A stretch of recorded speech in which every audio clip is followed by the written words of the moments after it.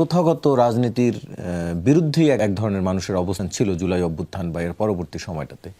সেখানে মানুষের অনেক স্বপ্ন ছিল, আশা ছিল, যেটি সৌরভ ভাই বলছিলেন, সেই আশা ধরে রাখতে পারেনি। সেটি কি অন্যতম একটি কারণ যে এনসিপি ক্ষমতার স্বাদ নিতে চেয়েছিল শুরুতেই, বা এনসিপি সংশ্লিষ্ট যারা আমরা দেখেছি দুজন ছাত্র উপদেষ্টা হচ্ছে, সেটি অন্যতম একটি কারণ হিসেবে বলছেন অনেক। প্রথম কথা হচ্ছে যে রাজনীতির প্রথম এবং প্রধান জায়গাটা হচ্ছে ক্ষমতা। ক্ষমতাবান হচ্ছে যেভাবে আপনি ক্ষমতাকে কিভাবে ডিফাইন করেন তার উপরে ডিপেন্ড করে। এটা ক্ষমতা মানে হচ্ছে এরকম হতে পারে যে ক্ষমতায় গিয়ে ভোগবিলাস করা, আর ক্ষমতা এরকম যে ক্ষমতাকে দায়িত্ব হিসেবে নিয়ে মানুষের ভাগ্যের পরিবর্তনের জন্য কাজ করা। দুইভাবে ডিফাইন। প্রবলেম হচ্ছে যে এখানে হচ্ছে যে ফকিন্নির পোলা যাতে উঠলে সবারই সমস্যা, শব্দ মানে যেদিকে যায় সেদিকেই সমস্যা। এনসিপির ক্ষেত্রে এই ব্যাপার। ধরেন নেপালের প্রথমে খবর আসলো যে নেপালের ছাত্ররা রাজনীতি, তাতে আমাদের এখানে খুবই উৎসাহ দেখা গেল যে নেপালে ওরা রাজনীতিতে যাচ্ছে না, পড়াশোনায় ফিরে গেছে, তোমরা কেন রাজনীতি করো, ওরা ভালো তোমরা। আবার এখন যখন নেপালে ছাত্রদের দল কিংবা ছাত্রদের সমর্থিত দল রাষ্ট্র ক্ষমতায় গেছে, তখন ওরা পারলো তোমরা কেন পারলো। ব্যাপারটা হচ্ছে মানে ব্যাপারটা বুঝছেন না, এই যে ধরেন তথ্যগত মানে কি বলে যে ন্যারেটিভ নির্মাণ করার যে জায়গাটা, সবই মিডিয়ার মাধ্যমে আসতেছে। ন্যারেটিভ নির্মাণ করার যে জায়গাটা, এই জায়গাটা খুব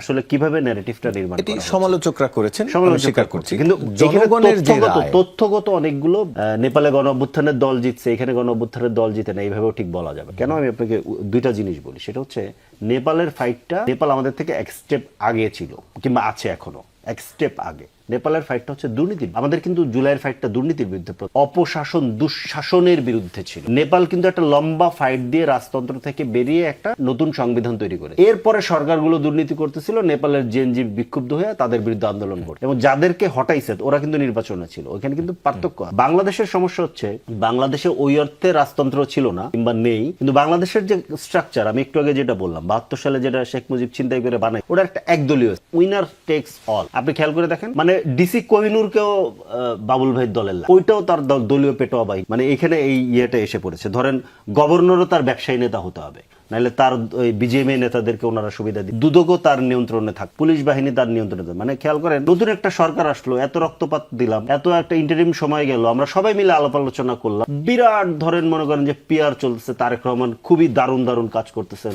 সিগন্যাল ছাড়া গাড়ি নিয়ে চলতেছেন, আজকে ফ্যামিলি কার্ড দিলেন, দারুণ দারুণ গিমি। বাট পুরনো পথে নতুন সরকার। আপনি খেয়াল করেন গভর্নর, ওই যে ডিসি কোহিনুর, আপনার মানে ডিসি কোহিনুর কি, ডিসি কোহিনুর তো একটা কন্টিনিউশন। ডিসি কোহিনুরের পরে হারুনার বিপ্লব, নতুন হয়েছিল মাসুদ। এখন মাসুদ আসলে রিস্কে পড়ে যাবে যে কোহিনুর কি তার পুরনো জায়গা নিবে, কি মাসুদ কন্টিনিউ করতে। এই যে পুলিশকে পেটোয়া বাহিনী তৈরি করা এবং এক একটা রোল মডেল তৈরি করা পুলিশের মধ্যে, এটা পুরনো। এখন প্রধানমন্ত্রী একা একা ধরে হেঁটেও যদি অফিসে, কাঠামো তো পুরো, নতুন সরকার যদি পুরনো পথে হাঁটে তাহলে কাঠামো তো পুরনো। এই কাঠামোগত পরিবর্তনের জায়গাটা ওইটা হচ্ছে বাংলাদেশ প্রাইম জায়গা। ওইখান থেকে নেপাল কিন্তু অলরেডি উত্তরণ করে। বাংলাদেশের কাঠামোগত জায়গার ভেতরে এখনো এক ধরনের রাজতন্ত্র। না হলে এটা নিয়ে কেন এত ভিউ হয়, কিংবা এটা কেন আমাদের বাবুল ভাইদের নেতারা এত বেশি ধরেন এটা আনে যে প্রধানমন্ত্রী রাস্তায় চলছে। প্রধানমন্ত্রী রাস্তাতেই চলার কথা, উনি তো উড়ে উড়ে চলবেন না, ওনার তো রাস্তাতেই চলার কথা। এটা কিন্তু কেন বেশি আনছে, কারণ প্রধানমন্ত্রী একটা রাজার মতো ব্যাপার, উনি রাস্তায় চলছে, তোমরা এটা দেখছো না, এটা একটা ডিফারেন্ট কালচার। তো বিষয়টা তা না। শেখ হাসিনা যেটা করছে ওইটাকে ধরে আপনি তো উদাহরণ দিতে পারেন, তো কোনো উদাহরণ না। শেখ হাসিনা তো একটা চলছে। তো সেই জায়গা থেকে আপনার ধরেন মানে নেপালের যে জায়গাটা, নেপালের সাথে আমাদেরকে আপনি তুলনা করতে গেলে এই জায়গাগুলো আমাদের মাথায় নিতে হবে। নেপাল একটা নতুন সংবিধান আনতে পেরেছে, একটা লম্বা লড়াইয়ের, আমরা কিন্তু ওইখানে এখনো যেতে পারিনি। এবং একটা জিনিস আমি বলি, টেকনিক্যালি যেহেতু এখনো জুলাই সনদ বাস্তবায়ন হয়নি, টেকনিক্যালি আইনগতভাবে যে সিদ্ধান্তগুলো ধরেন দুদক, কোহিনুর কিংবা ধরেন গভর্নর প্রশ্নে সরকার নিয়েছে, টেকনিক্যালি সেগুলো সবই আবার ঠিক। কেন?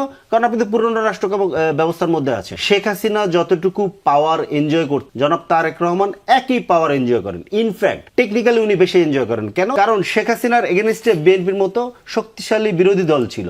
এই মুহূর্তে তো ধরেন বিএনপির ওইরকম বিরোধী দল, আমরা তো আন্দোলনের সহযোগী শক্তি, আমরা ওইরকম বিরোধী দল হয়ে উঠতে আমাদেরকে অনেক মারতে হবে, তারপর আমরা ওইরকম বিরোধী দল হয়ে উঠবো।